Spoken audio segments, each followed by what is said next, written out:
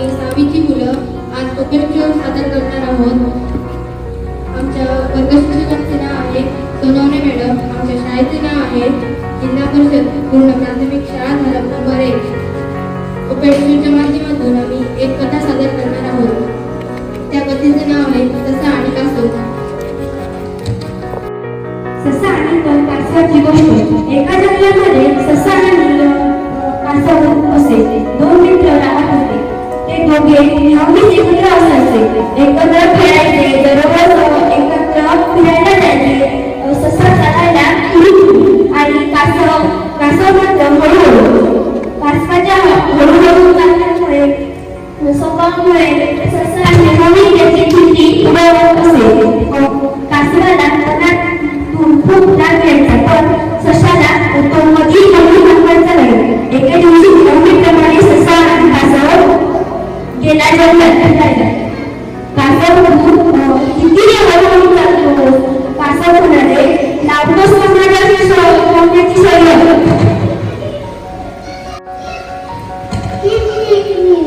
म्हणत हो, पण शर्यत तर बघत तू.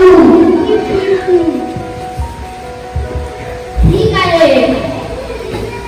आहे ते दूर डोंगरावर वडाचे झाड आहे ना, तिथपर्यंत धावायचे. जो अगोदरपर्यंत शर्यत जिंकेल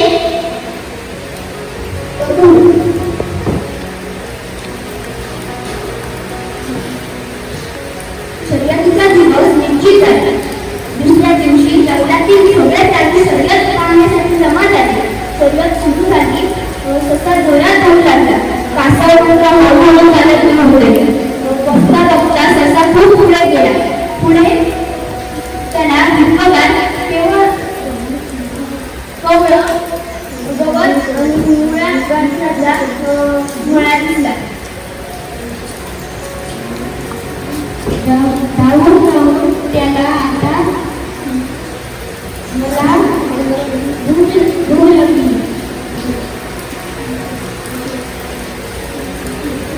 आहे. त्याने मागे बघतो. अरे चंद्राच्या खूपच मागे आहे. जरा भूक पण लागलेली आहे. त्याने वरून पाहिले तर कासव तर खूपच मागे आहे. मी जरा विचार करतो.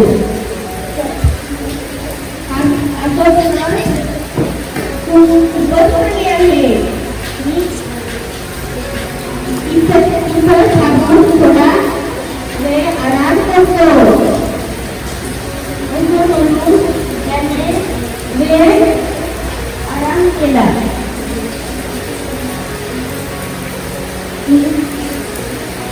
थोड्या हिरव्या गवत, गाजर आणि मुळ्यांवर ताव वाढला.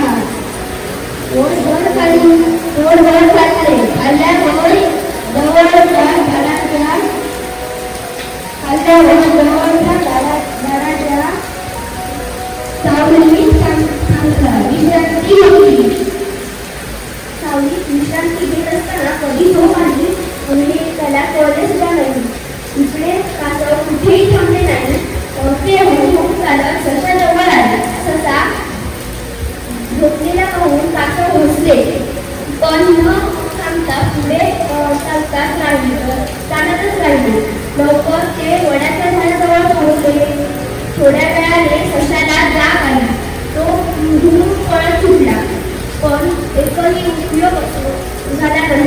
कासव वडाच्या झाडापाशी आधीच उभा होते. कासवाने शर्यत जिंकली आणि सशाची फजिती झाली.